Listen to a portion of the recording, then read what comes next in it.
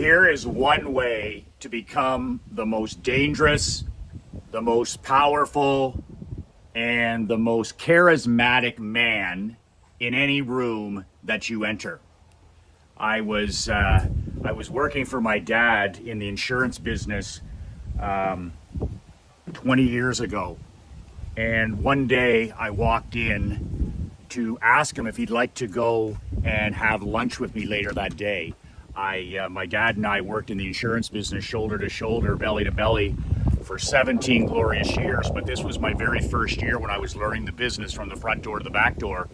And my dad and I got in the habit of having a father-son lunch every Monday.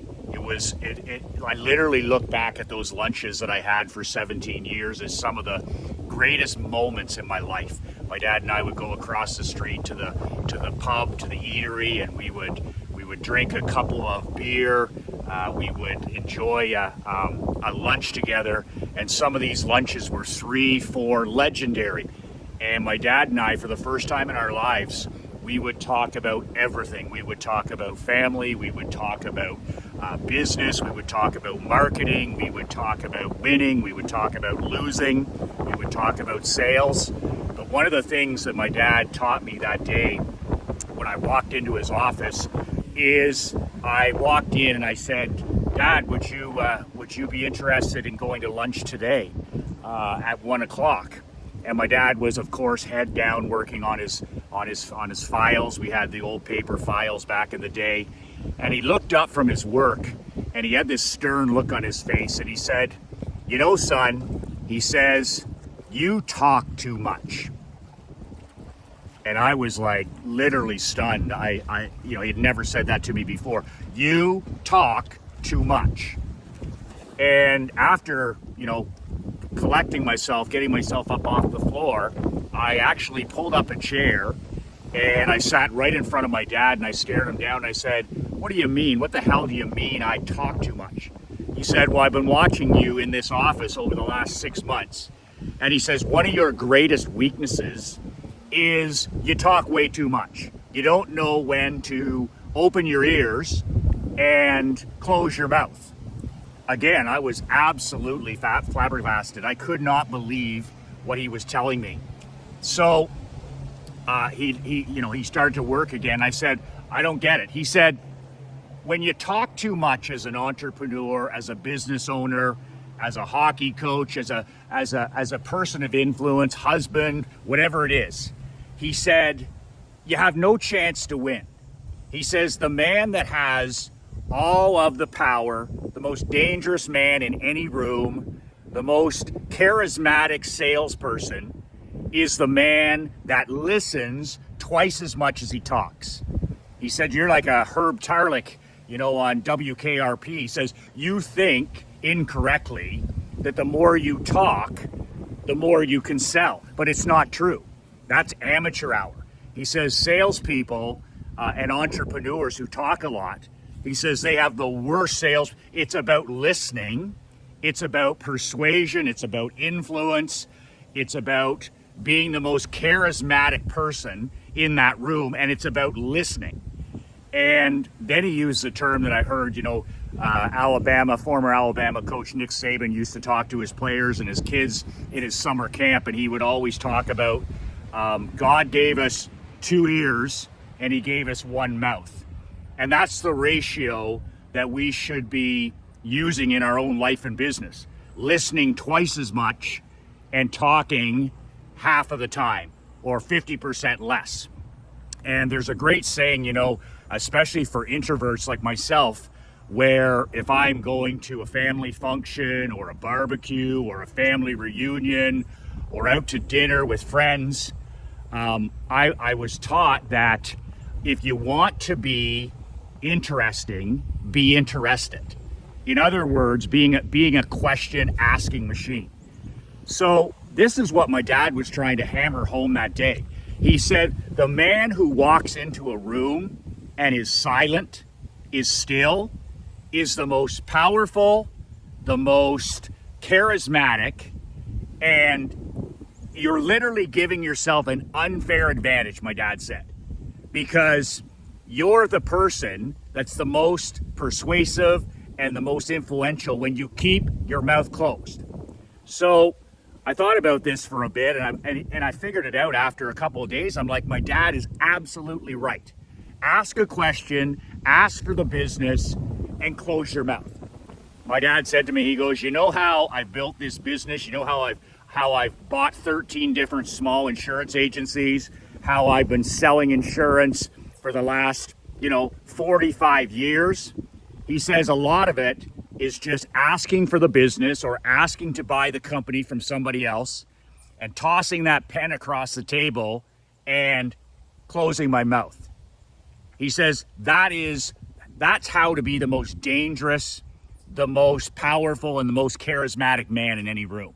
And that's how you close sales. You ask for the business and you zip your lip. And I started using this the very next day. Instead of the old, cheap car salesman Herb Tarlick approach, instead, I would ask questions to better understand. I started listening to hear, not listening to respond. My dad said to me that day, he said, you're not even listening to me now. You're not even listening to me now. He says, what you're doing in your mind is you're listening to reply to me, to tell me I'm wrong. You're not listening to hear. You're not listening to understand. You're listening to reply. And he says that's what every normie and every civilian does, is they listen to reply. You need to discipline yourself to listen to actually hear. And then you'll better understand your prospect. You'll better understand the player you're recruiting if it's in sports. You'll better understand your wife, your queen, your children. Listen to understand. And that was one of the most powerful lessons that he ever gave me in the insurance business. And I started implementing it right away. So when somebody would come into my insurance office, or maybe they called on the phone, I would start probing them with questions to understand.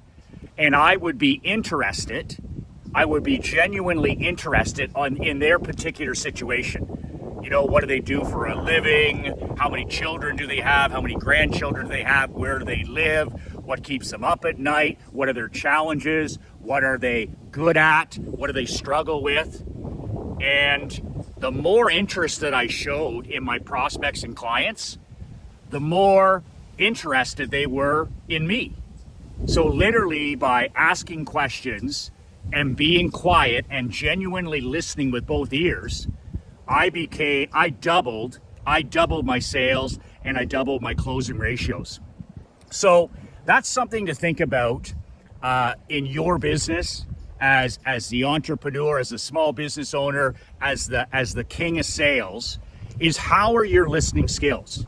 If you want to be the most dangerous man in the room, if you want to be the most powerful man, if you want to be the most charismatic man in the room, then it's about zipping your lip.